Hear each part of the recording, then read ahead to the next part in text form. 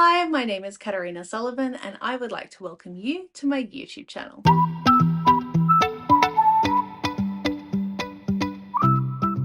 Last week I made a big deal about you needing to enroll to vote before 8 p.m. Monday, September 18, but not for an election. So what for? On October 14, we will be going to the polls for a referendum.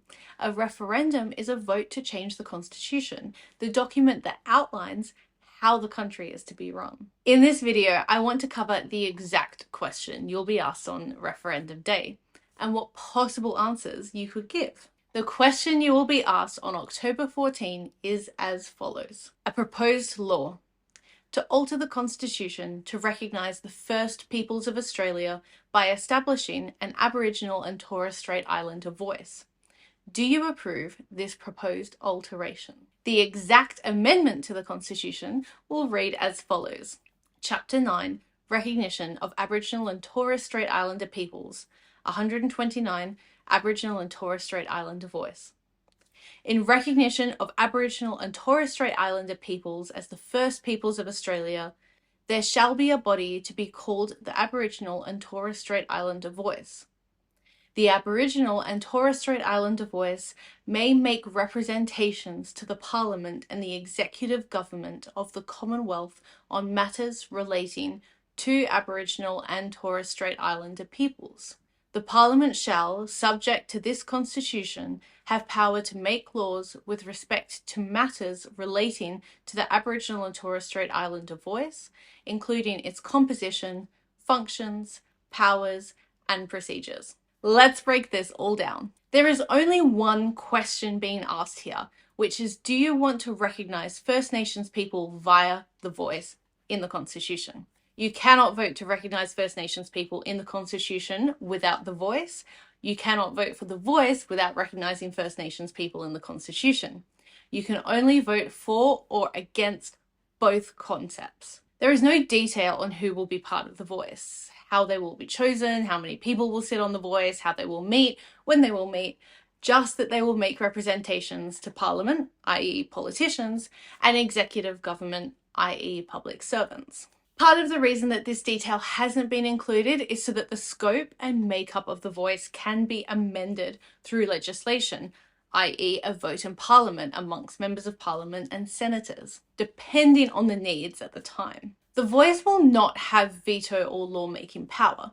The voice will only be able to make representations. In other words, it's an advisory council. So why not just legislate the voice? Why have a referendum to amend the Constitution? The reason this has been proposed to be enshrined in the Constitution is so that the voice is not abolished. Previously, governments have set up similar advisory councils through legislation that have then been dismantled through another piece of legislation. If the voice is to be voted in on October 14, it would take another referendum to get rid of it. The voice is not a treaty.